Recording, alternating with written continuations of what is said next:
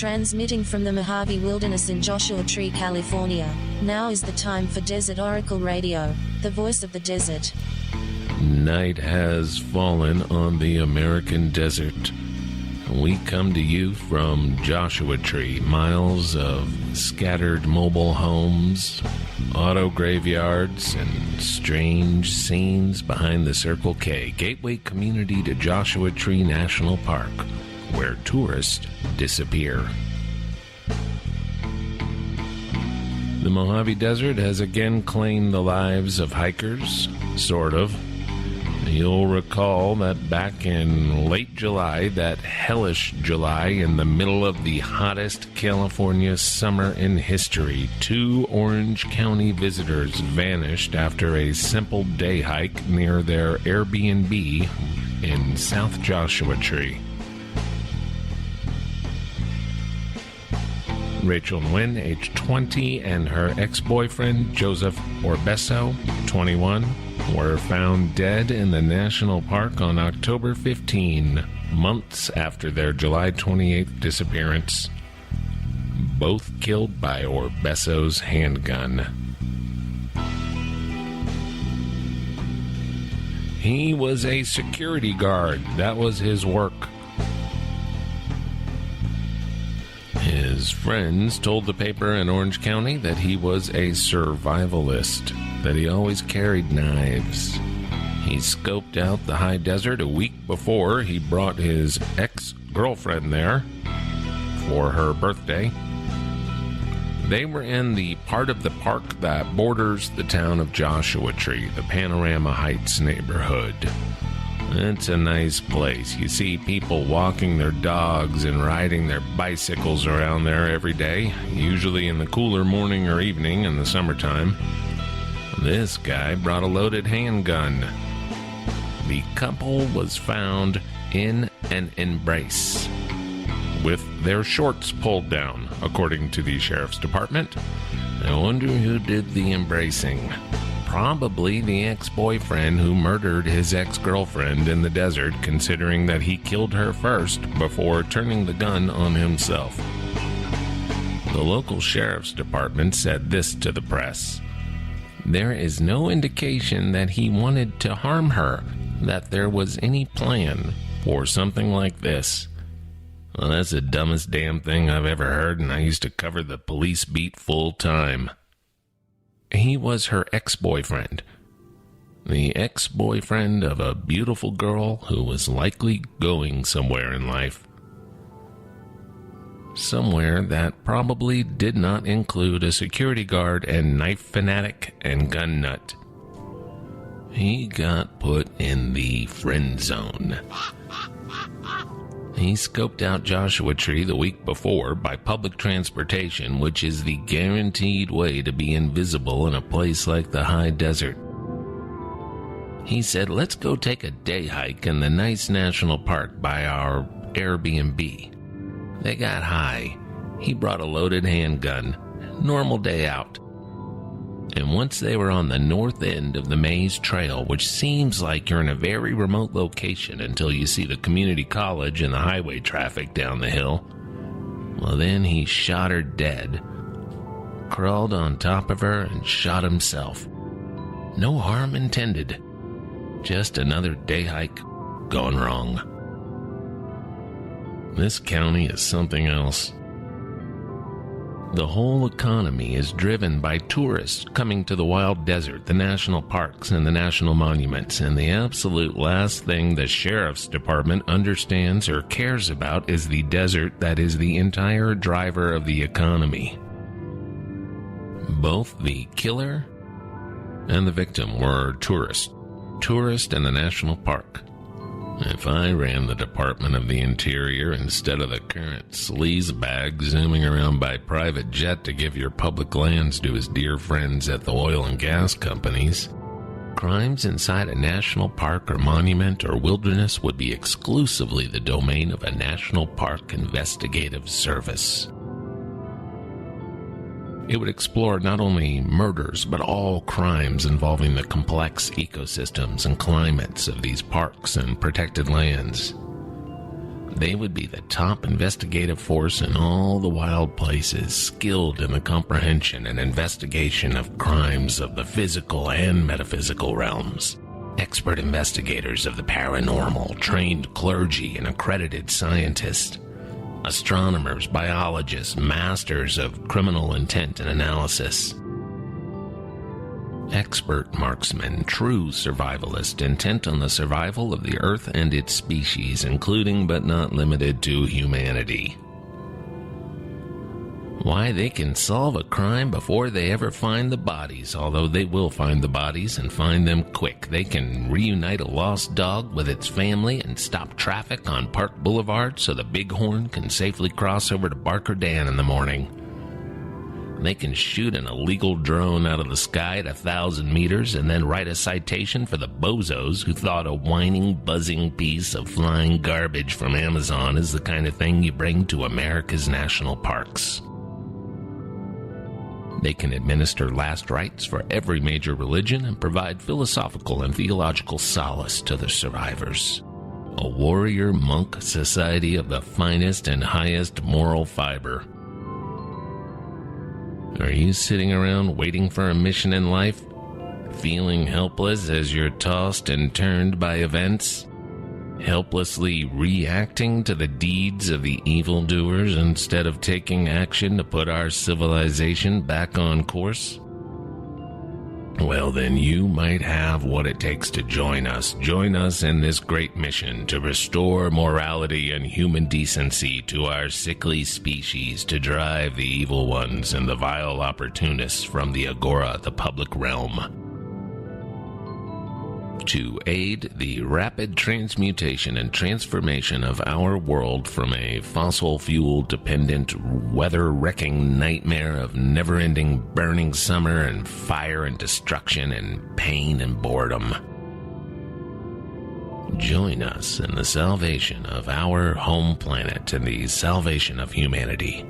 We'll get those sleazebags yet, and we'll put them in the pit of despair. If you'd like to inquire about this mission or the film rights, drop us a line, radio@desertoracle.com.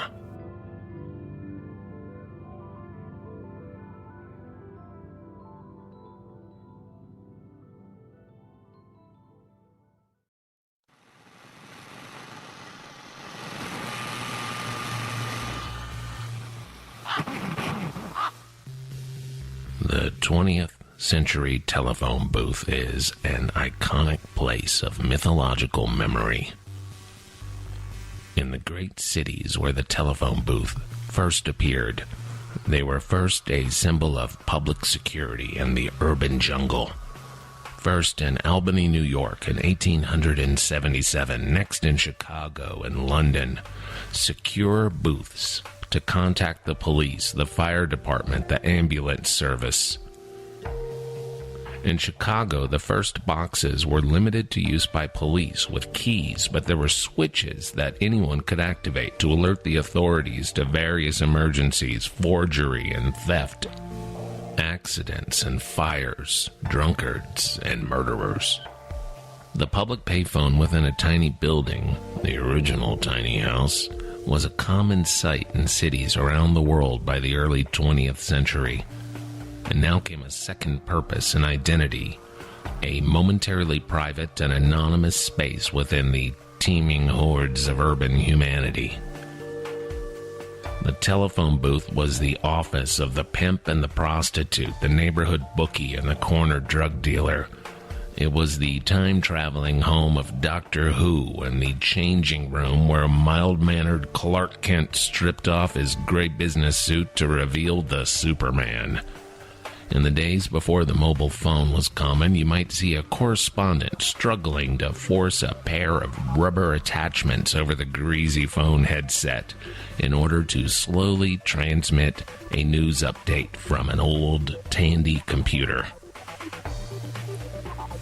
In a desolate place outside a lonely gas station on a dark and lonesome desert road, that electric light within a glass-windowed box provided a weird mix of security and exposure. From the outside, a phone booth beckons you with the promise of safety from whatever's out there, whatever's after you. From within, that fluorescent tube of sickly white light reflecting on the grimy, scratched-up glass and the filthy public telephone could fill you with dread. Because now you could not see anything out there. Now you're trapped. As the phone booths disappeared from America in the 1990s, first replaced with useless enclosures that enclosed neither the phone nor the human user, and eventually removed altogether as the long-distance profits vanished with the arrival of cell phone national calling plans, the phone booth began to mean something else. Like mailboxes and normal park benches, reminders of a lost society that wasn't 100% at war with our humanity.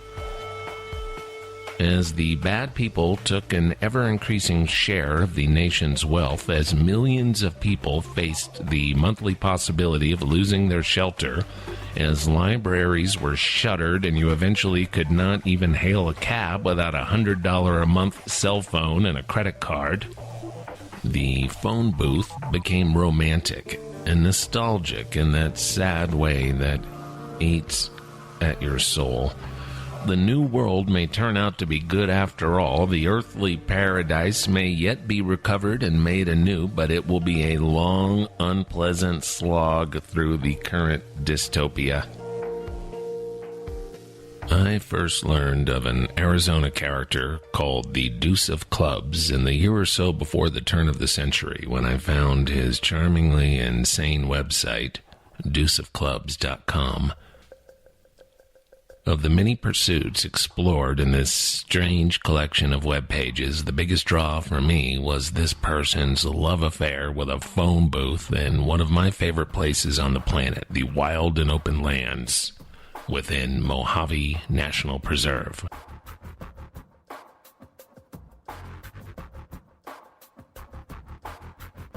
This same character, now passing himself off as Duck Daniels, has written many of your favorite pieces within the pages of Desert Oracle, the pocket-sized field guide to the mysterious American desert. Doc Daniels joins us now by telephone from his desert hideout in Arizona.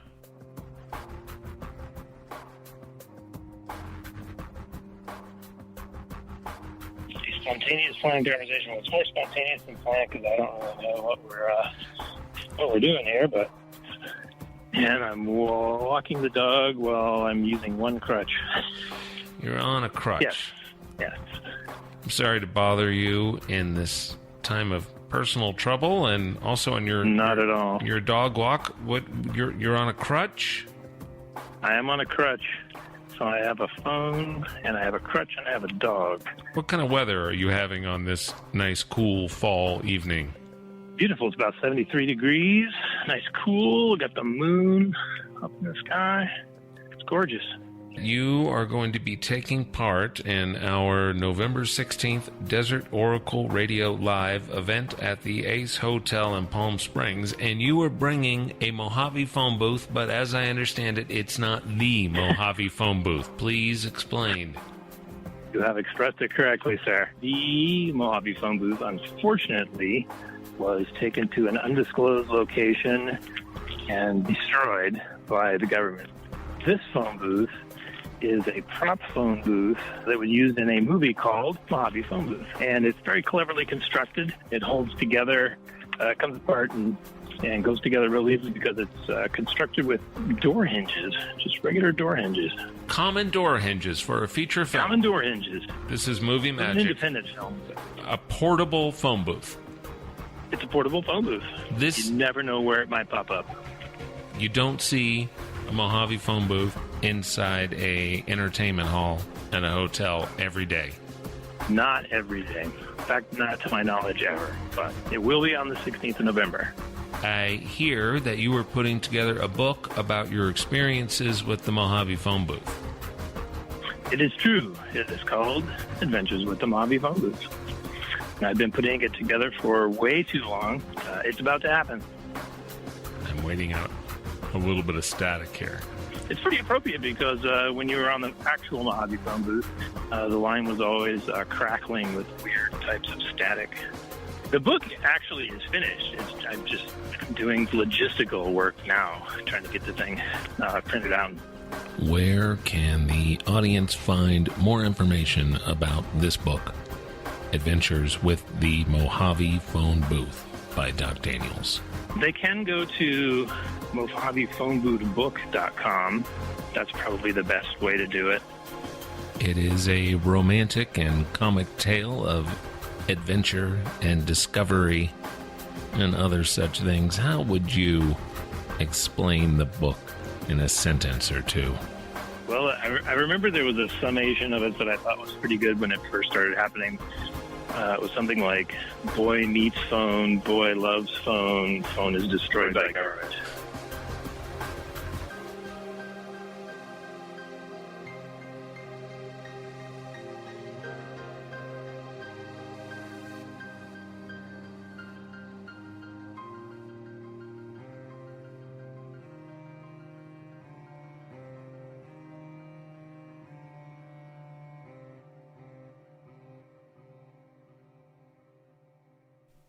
We are long overdue for a Desert Oracle radio mailbag. Shannon Brown writes, Mr. Lane, I spent many nights camping in the desert on the perimeter of Edwards Air Force Base as a kid, and still have strong recollections of those eerie howls, those unexplained lights, and the late-night hikes that led to the discovery of mysterious concrete plugs embedded in the desert floor, seemingly abandoned antenna arrays, and old gunnery range remnants. Those were great days to have access to the South Track Boy Scout camp adjacent to the old rocket sled test site. The 1990 Rocket Lab accident that you mentioned was the result of a rocket motor being accidentally dropped by a crane. This was one of several incidents that afflicted the Titan IV heavy launch program, if memory serves. There was a Titan IV booster motor explosion in 1991 and a series of other mishaps that prompted Phillips Laboratory employees at the Rocket Lab site to print and distribute little blue calling cards featuring the outline of the Titan IV, the Martin Marietta Morale Booster. I've got one around here somewhere. Unrelated, but nonetheless worth a mention, is the curious story of Walking George Swain, a Boron resident who was a regular in primary and secondary school classrooms in the area. He was brought in by science teachers to talk about desert conservation, desert wildlife, and limiting one's impact on the land. I have only vague memories of his presentations, but the themes certainly struck a chord. If you haven't heard of him, there's quite a bit on the internet about his eccentric life. He strikes me as the kind of guy who'd be a good fit for a profile on the broadcast. I eagerly look forward to the next installment, and I can't wait for the next print issue. Shannon Brown. Well, Walking George was the kind of character you hope to meet in the desert, the kind of pleasant oddball you wish you had in your desert community, maybe in exchange for a couple hundred of the regular people, the whiners and the bores. Walking George Swain was something else altogether. The Los Angeles Daily News, in an obituary for Swain, who died at the age of 80 on April 25 of the year 2000, describes him as a man who traveled the West in search of operas and in support of environmental causes, who refused to clutter his life with a home or a car. Born in 1919 in Los Angeles, George Swain served in World War II and then had a brief education at Stanford in chemistry. And it was enough. He began work at the U.S. borax plant in Boron on the 4th day of the 4th month of 1944. He retired in 1986 and for many years lived in a miner's cabin provided by U.S. Borax. The rest of the time, he camped in the desert. He holed up in abandoned miners' shacks in the area, and he served as a house sitter for his friends. And occasionally, he stayed at the Boron Motel. And he shaved and he showered at the mine. It was a good life, a simple life. George greatly admired John Muir and especially loved the operas of Wagner. Desert conservation was his mission in life, his true love. A talented musician, he joined the local Baptist church because he was invited to use the piano and organ there.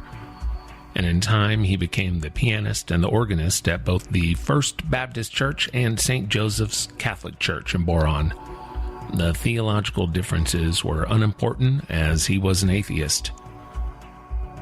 You'll find in life that the most moral and decent humans do not need to practice a religion, although they generally enjoy the peace and serenity of temples and churches, and they have a deep need for the quiet beauty of wild nature.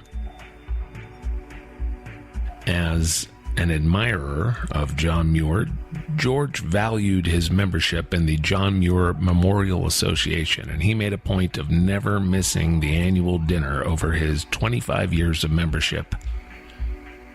He always performed classical and opera pieces when visiting the Tuolumne Meadows Lodge up Tioga Pass, and whenever he traveled by vehicle, he preferred that vehicle be a train. He was a romantic soul, and romantic souls always loved the trains. Now about the nickname he earned, Walking George. It will not surprise you to learn that George Swain was a walking man, a lifelong walker, whether across the deserts or up and down the Sierra Nevada. He'd walk to Death Valley for a weekend stroll, 100 miles. Boron's annual festival, the 20 Mule Team Days, always has a big parade, including the famous 20 Mule Team borax wagons that once ran from Death Valley to the western Mojave.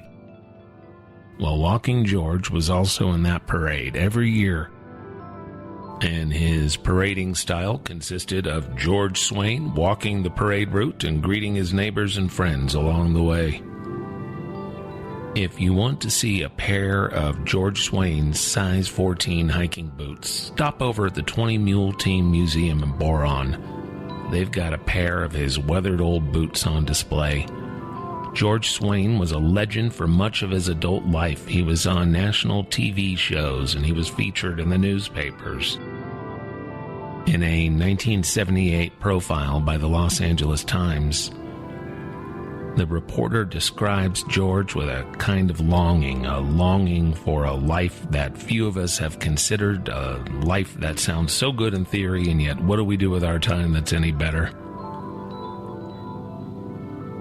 I know I've never done anything better than walking miles of desert hills with no particular destination. But if I heard somebody playing Wagner on a piano from an empty church on a desert byway, I'd sure head in that direction, just to listen through the doorway for a bit.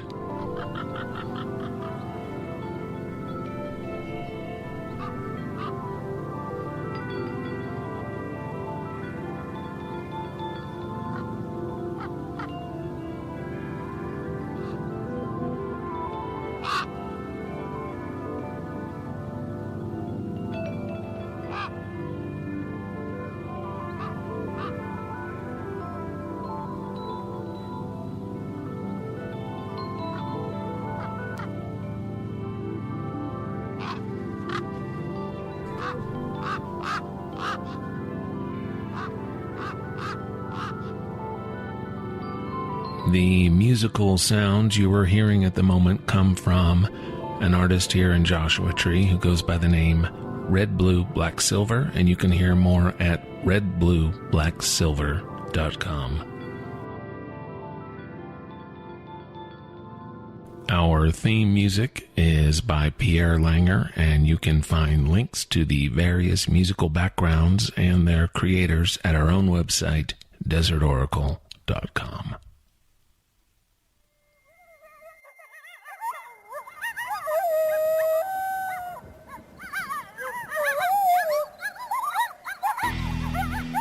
Desert Oracle Radio is broadcast on KCDZ 107.7 FM, Fridays 10 p.m.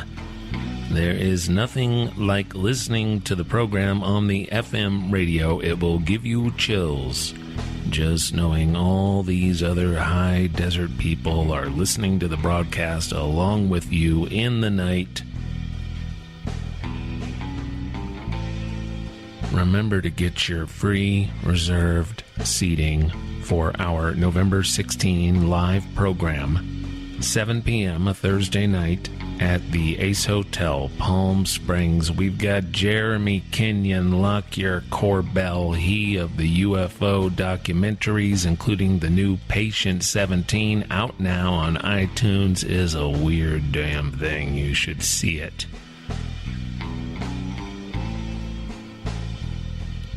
Doc Daniels of Mojave Phone Booth infamy will be there, along with area businessman Brendan Mays, and other special surprises. Eventbrite, B-R-I-T-E, misspelled like everything on the internet, or from our website, desertoracle.com, spelled correctly. For those of you coming from out of town, use Desert Oracle as your discount code for 10% off your lodging at the Ace Hotel and Swim Club. Desert Oracle Campfire Stories, our original and ongoing monthly event at the Ace Hotel, comes again on Thursday, November 2nd, next week, once again, 7 p.m. around the fire ring, free and open to all. We had a very fine time at the October 7 event, and I want to thank all of you good people for coming from all over. Landers, Yucca Valley, Oceanside, Los Angeles, Blue Diamond in Nevada, even Chicago.